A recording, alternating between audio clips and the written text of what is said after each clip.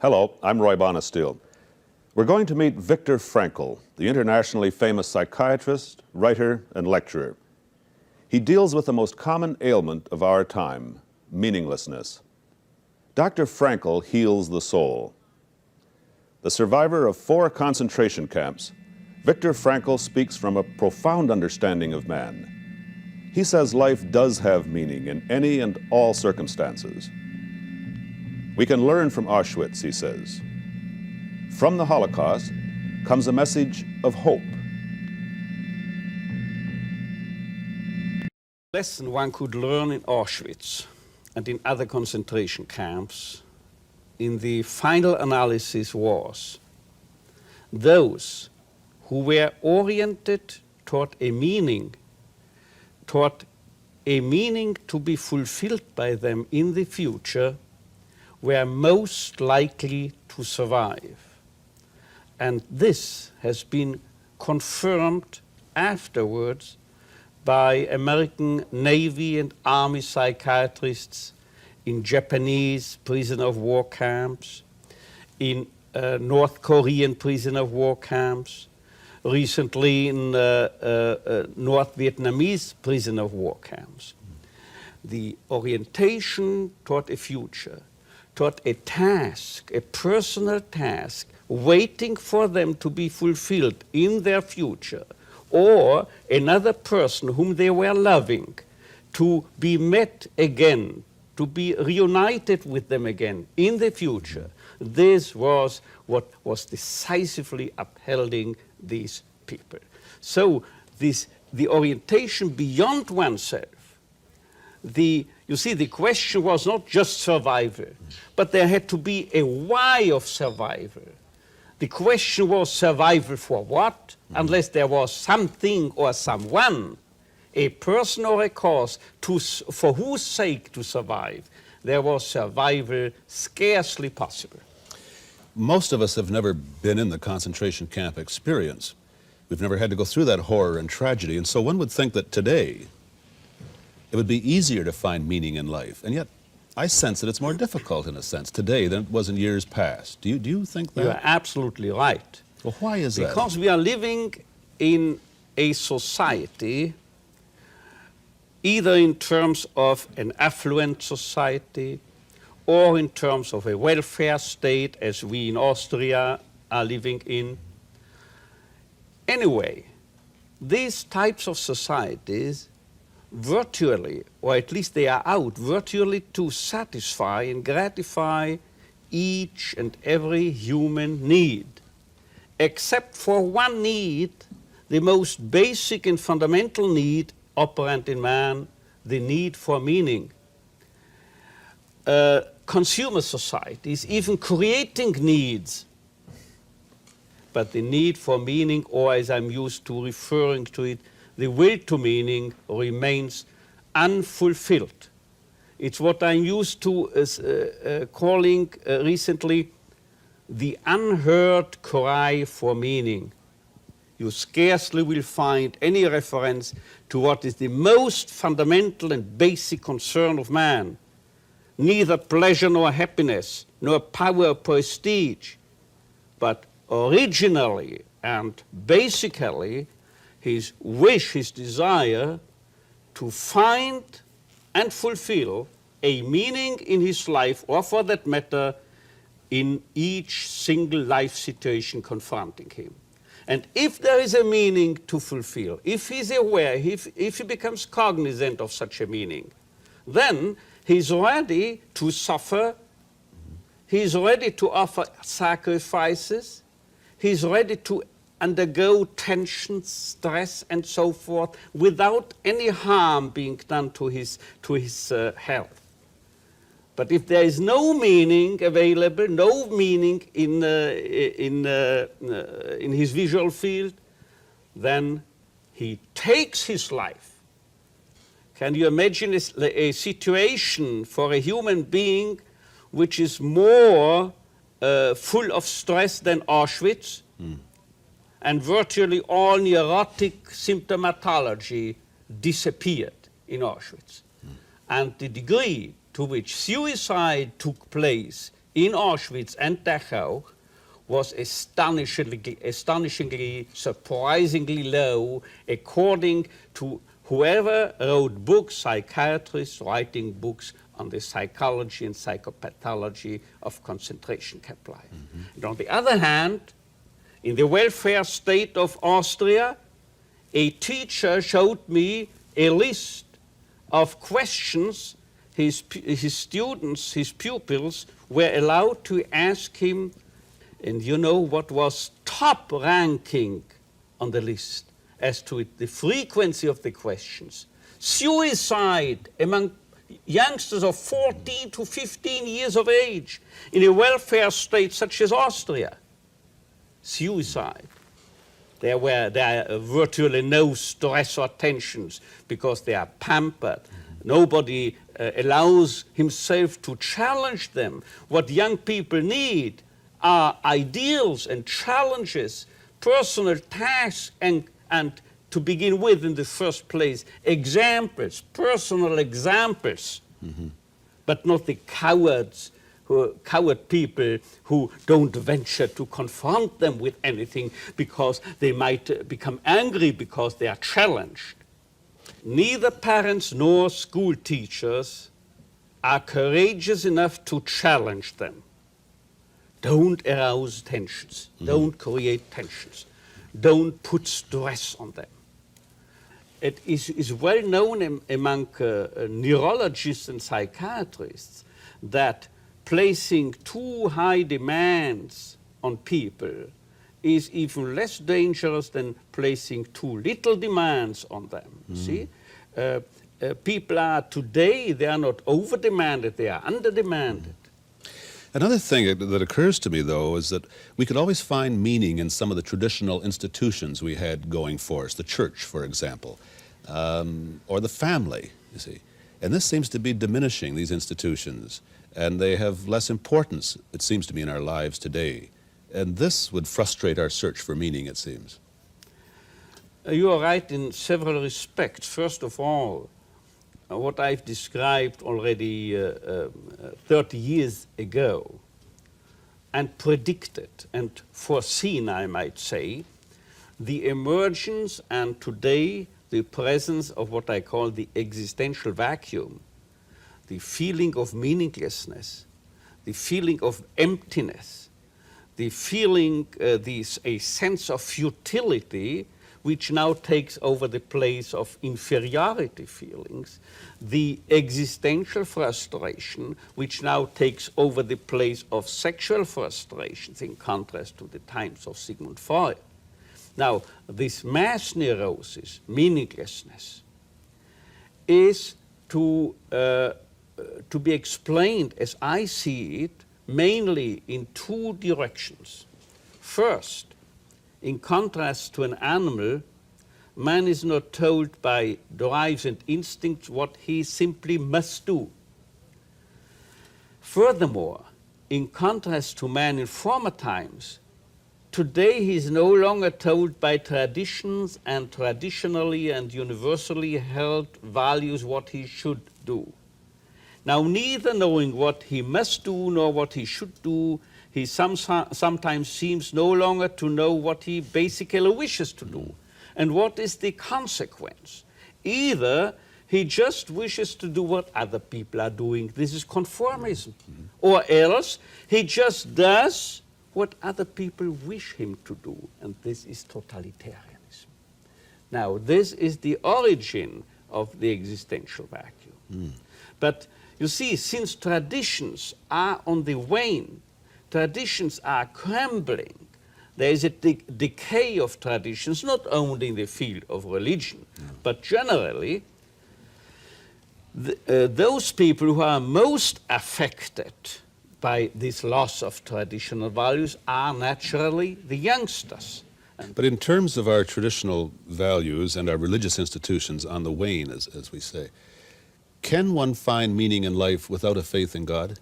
Meaning can be found by each and every person, also by a person who is not religious. I would concede, personally, admit that it is easier to find meaning in life if you are a religious person. But on the other hand, I would have to add, to push forward immediately by adding that what can you do? You cannot command, you cannot order anyone to believe, you see. Belief must, or faith must grow within yourself organically. You have to let it go. You just shouldn't contribute to the repression of faith. But in principle, each and every person can find a meaning in life. Meaning can be found by each and every person irrespective of his age, irrespective of his sex, irrespective of his educational background, irrespective of his IQ, irrespective of his personal character structure or psychological makeup, even irrespective of environment. Just think of Auschwitz, of prisons, and of the people who are very successful and yet bored. And finally, it turned out that meaning is available to man in principle, irrespective of whether or not he is religious, and if he is religious, to which denomination he belongs. Let's explore just for a moment how we find that meaning. Let's say that I'm just an average sort of chap. I have never been through the concentration camp, so I don't have that I haven't been tested through suffering, for example. I live a very comfortable life. Perhaps I don't have a belief in God.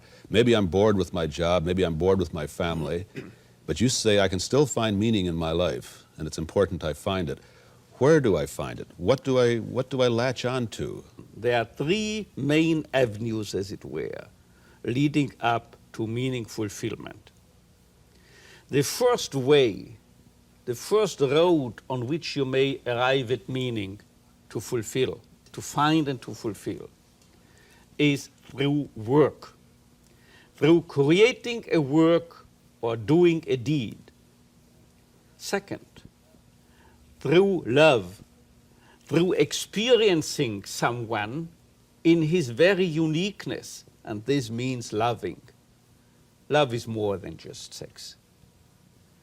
On the contrary, human sex is more than mere sex, precisely to the extent to which it serves as the bodily incarnation, I may say, a mode of expression, the physical mode of expression of one's love, of a personal togetherness, of getting hold of another person in his very uniqueness, and seizing the uniqueness of another person is equivalent, is the very definition of love. Anyway, you may enrich your inner life through experiencing something, culture, nature, art, or whatever, through research, through experiencing something or encountering someone in his very uniqueness, in other words, through love. Work and love are the main avenues leading up to meaning. But if need be, if you are confronted with a fate you no longer can change, if you are confronted, say, with an incurable disease, with an inoperable cancer, even then you may find a meaning. You may even find the deepest possible, the highest conceivable meaning, because you then have an opportunity to bear witness of the human potential at its best, of the most human of all human capacities, which is to turn a tragedy into a personal triumph, to turn your predicament into an achievement on the human level. No animal can do anything like this. No animal ask the question whether life has a meaning or not. But no animal is capable of even turning a predicament into an achievement, man alone. But if he so does, then he has reached the peak of whatever man is capable of. So we can find meaning.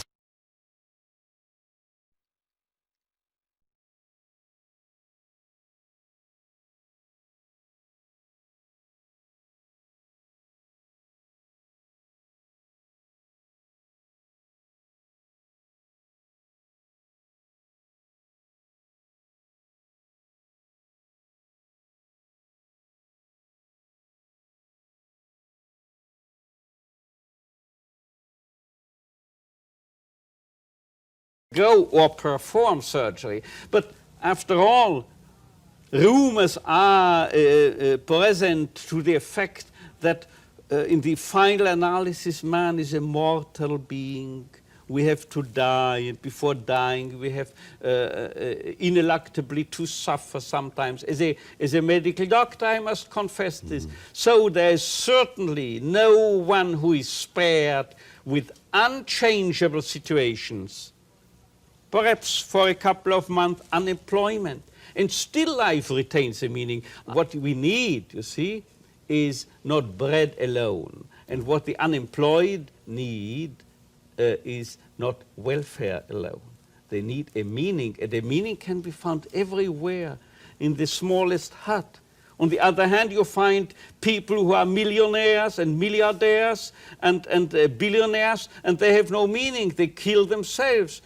On the other hand, I can present you heaps of letters due to unknown reasons I always get from American prisons, you see, letters to the effect, only here in prison, a few hundred yards far from the electric chair, I have at last found meaning in my life, only here. And even more, people say, I'm happy, I've made peace with myself and my life right here in prison under these conditions. So that now we might understand how come that I was justified in saying meaning can be found irrespective even from the environmental situation of a given situation. It depends on yourself. And it depends on whether or not you are exposed to an indoctrination on American campuses or on analytical couches, an indoctrination to the effect that man is nothing but a mechanism, man is nothing than the outcome of conditioning or psychodynamic processes. Man is nothing but just a computer. If you indoctrinate people along these lines, small wonder if they are purged out from any enthusiasm or idealism. What is necessary is to think great of man. At my age of 72 now, a couple of years ago, as you see, whenever I was in California. And once my flight instructor, here to wind up here, and you have a crosswind condition, you will fall prey to a drift and land south of that place. Right. So you have to intend compass direction north of the place of destination, and you have to embark on what we pilots call crabbing, you see? And it's the same with man. If you see man that high, you see, you are corrupting him. He will deteriorate. He will become worse. He will drift, as it were, morally. But if you think of him high, then you make him arrive where he can be. In other words, if we take man, listen, if we take man as he is, we make him worse. On the other hand, if we take him as he should be, we help him become what he can be. But this is no longer anything my flight instructor has told me, but this is a verbal, literal quotation from Goethe. Doctor, you very much underline the theme of our series, and the title of the show is Man Alive, and it seems to me that for man to be fully alive, he has to find this kind of meaning that you're talking about. And yet there are people who go through life feeling, well, I can make out in this life, I can exist in this life, I can make do because there is an afterlife, there's something better I'm going to. And yet he's not really living to his fullness here, is he? Certainly not. But we have to try, the problem is to maintain the potential meaningfulness of life in spite of its transitoriness. So many patients have confronted me with the question, but doctor, after all, everything will be over. Everything is transitory. And then what meaning will remain?